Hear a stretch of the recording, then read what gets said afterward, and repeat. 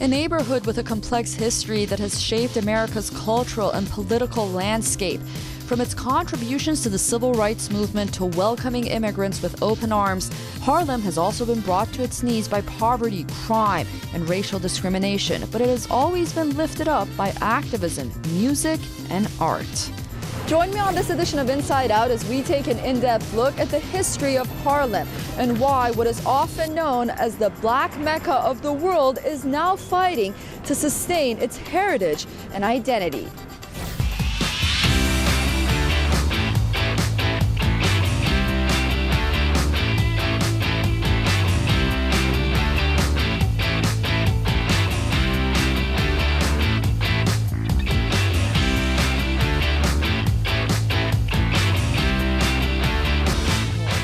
Harlem was once regarded as a sort of country retreat. The village had a population of poor residents as well, including blacks who came north to work in factories or to take advantage of relatively low rents. During the American Civil War, many poor Jewish and Italian families came here taking advantage of the low rents. The neighborhood also became a major center for more conventional entertainment, with 125th Street as a particular center for musical theater, vaudeville, and moving pictures. The Jewish soon left, and their apartments in East Harlem were increasingly filled by Puerto Ricans, who were arriving in large numbers by 1913. The Italians stayed longer, well into the 1970s. But how did Harlem become the Black Mecca of the world? And how did it become known as the birthplace of the Harlem Renaissance? I met up with Derek Edwards, a Harlem expert and tour guide. Derek knows the fabric and history of Harlem inside and out, and agreed to show us around. He's a tour guide with free tours by foot.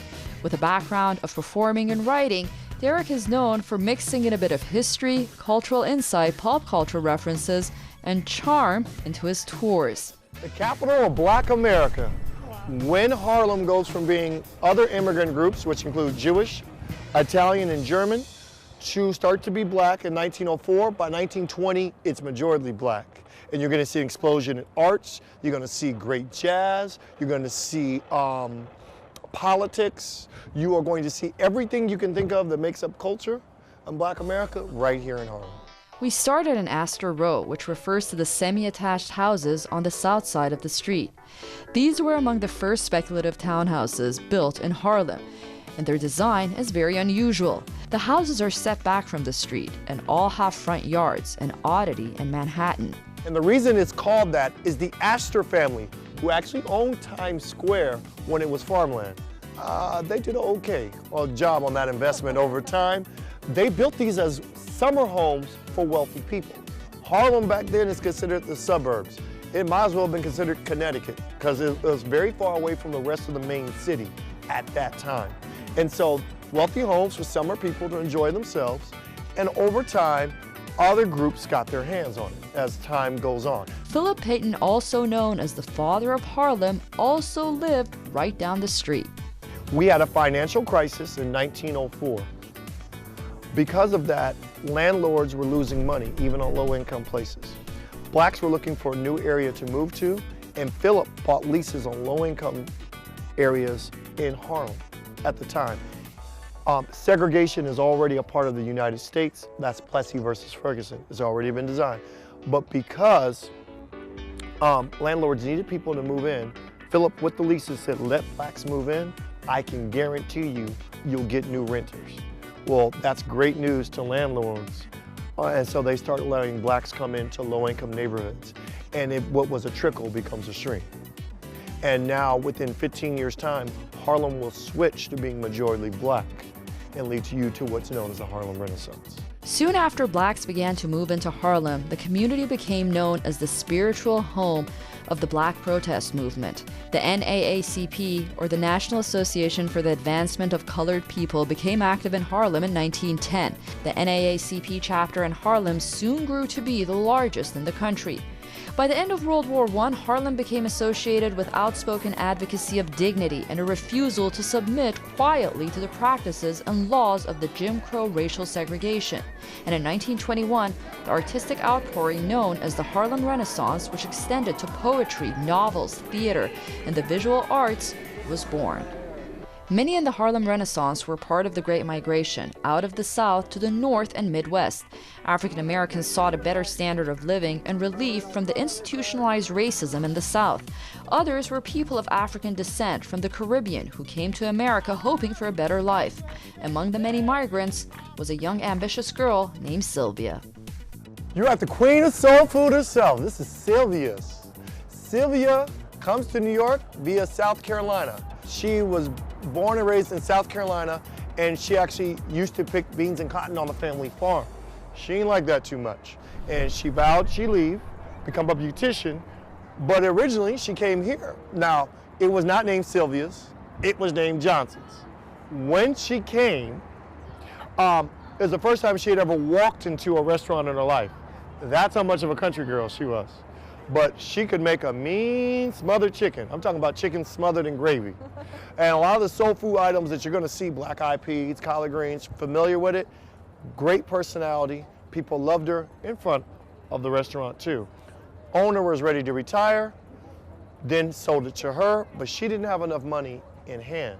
So she has to go back to her mother and put the family farm up as collateral. Now, this is very, very scary, because if it doesn't go well, you lose everything. But actually, she gained everything. When Sylvia purchased the restaurant, it was a small luncheonette which consisted of a counter and a few booths. Today, it has flourished into a family-owned enterprise.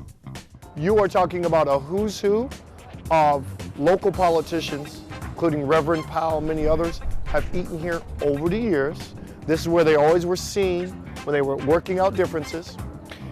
Every visiting politician, that could be Nelson Mandela, that could be President Clinton, that could be President Obama, because they've all eaten in here, have stopped here, and the big time musicians from James Brown to Liza Minnelli to, Beyonce and Jay-Z, you name it, they've all eaten here. We couldn't just leave without sampling Sylvia's world-famous recipes. We went with some good old-fashioned Southern side orders: collard greens, candied yams, macaroni and cheese, black-eyed peas, cornbread, and of course, some peach cobbler.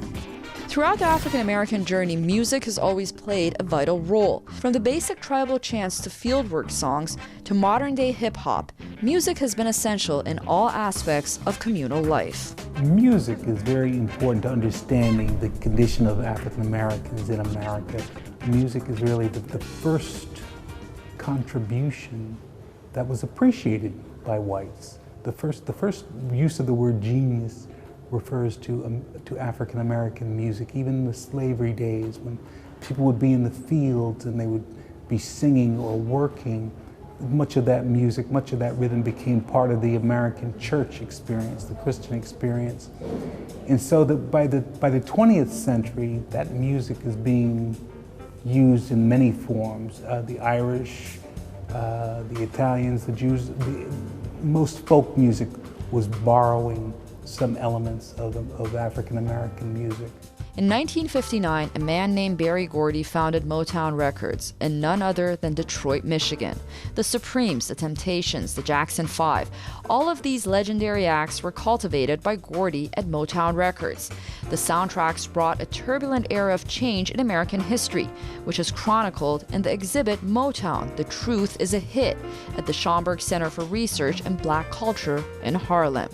While the exhibit looks at the groups that made the music, it also looks at the times that coincided with these hits, recorded as the civil rights movement was picking up in the 1960s. Very often when people think of civil rights, they're not thinking music, but in this case, within this exhibition, the Motown exhibition, we get to see how Berry Gordy, the founder of Motown, effectively changed much of America, the way America thought of itself, particularly in music. Prior to Motown, we had a situation where people knew African American music, but most often white performers sang black songs. But Mr. Gordy, who came from Detroit, Motown, had worked in the automobile factories, and he thought the idea of taking a plain piece of metal and turning it into somehow a luxury car was the same methodology he would use in presenting music.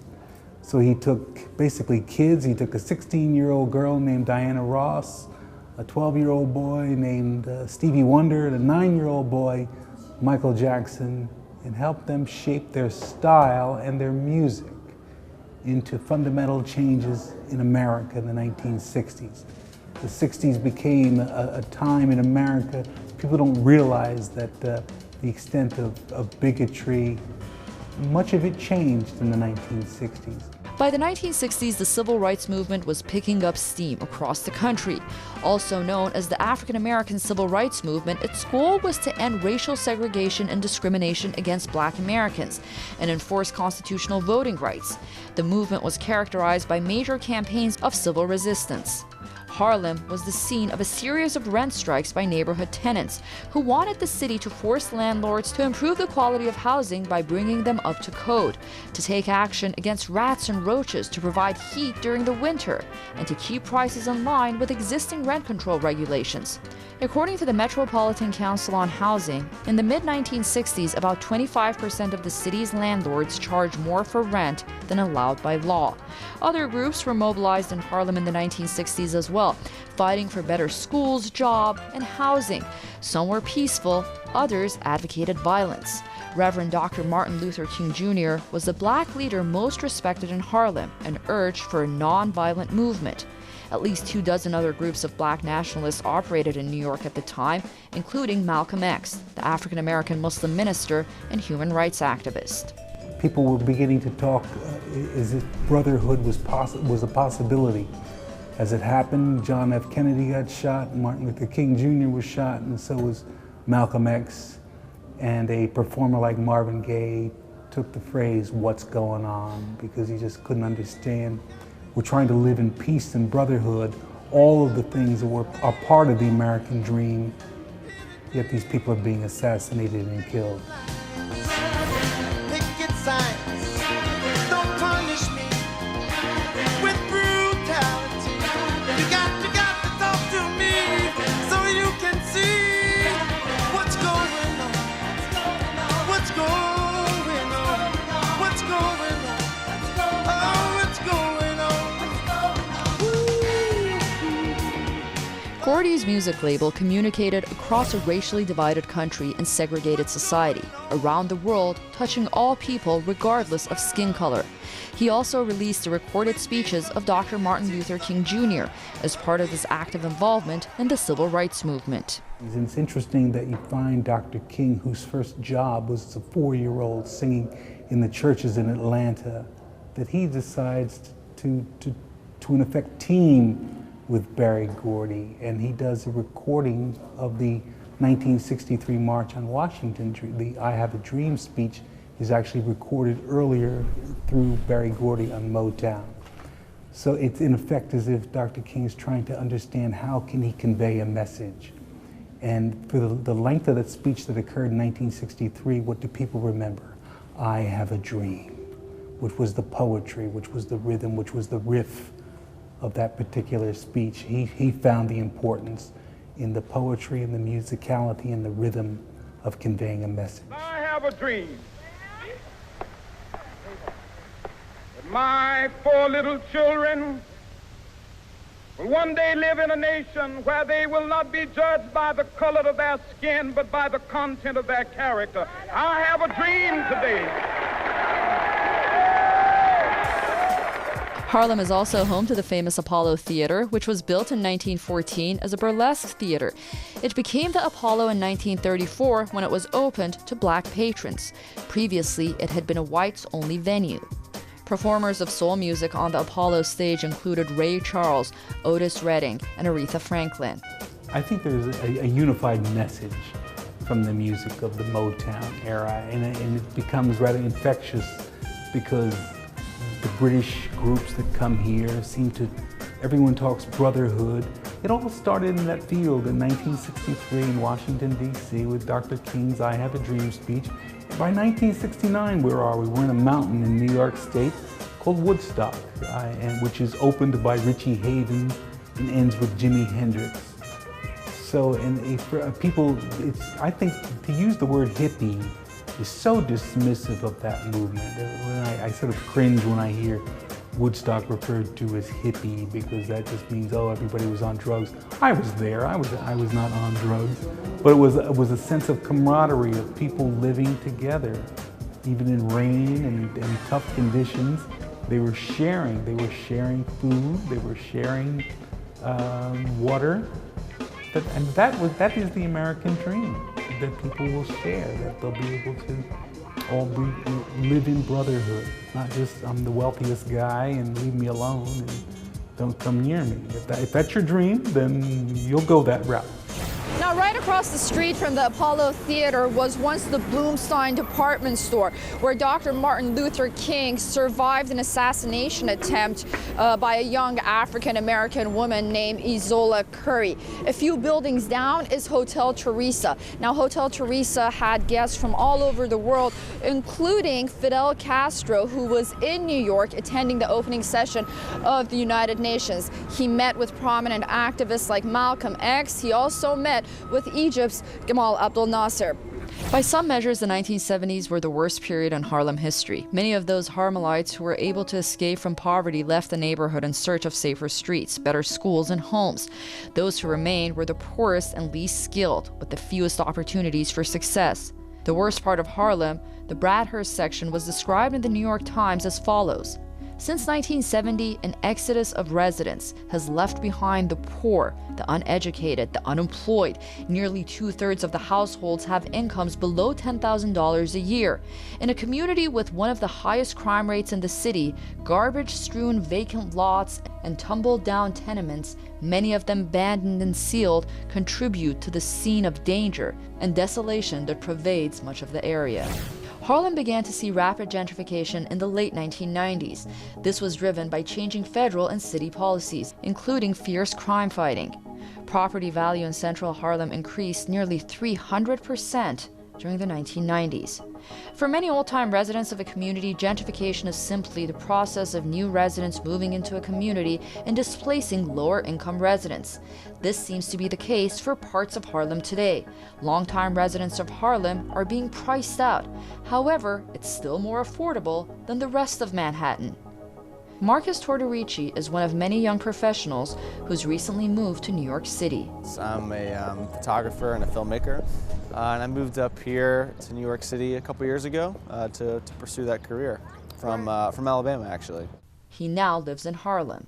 I'm just out of college, so this area is actually something that I can afford. So I had really limited options in New York City for places to live. Marcus knows that some worry that the resultant increase of non-black residents in Harlem threatens the fabric of the neighborhood. Today, Harlem's population is more white than black. The area is really changing a lot, which has been sort of an area of concern for a lot of local people living here, and sort of creates a little bit of conflict every now and then, because as more and more young people move into the city, the people that have been living here get sort of pushed out because the rents, the culture shifts and the culture changes, and the rents, they go way up, and people that have been living here for so long get pushed out. So I actually encounter that a little bit more often than you'd think, really, even comments from people here and there. And being from out of the city, it was not really a thing I really thought about. It was just, what can I afford? And not knowing it was kind of adding to this sort of bigger problem of gentrification in this area. I think the nature of the gentrification is kind of deceptive, because the people that live here, they see these sort of new developments popping up on their neighborhood, and a neighborhood that's been neglected for years and years, and they think to themselves, wow, this is really great, Starbucks on the corner, this, that, and the other. But often they don't realize until later is that those things aren't exactly put there for them. They're put there for people to attract outsiders into their home. Which drives them out, and I think that they feel a little bit betrayed by their city leaders in a way, by their community leaders. Even with the influx of young professionals, the unemployment rate in Harlem remains high at 19%. The current average household income in Harlem is just over $40,000. Many residents receive income support from the government, and high poverty rates can often lead to high crime. According to a survey published in 2013 by Union Settlement Association, residents of East Harlem perceived crime as their biggest single concern. It has increased by 17% since 2012. As Harlem continues to battle gentrification, unemployment, and crime, there's also a lot to celebrate.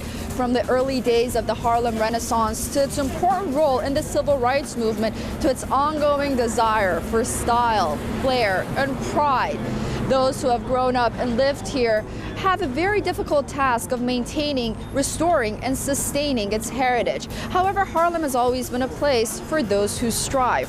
From the early days of the immigrants who came here looking for a place to stay to the artists, musicians, and entrepreneurs.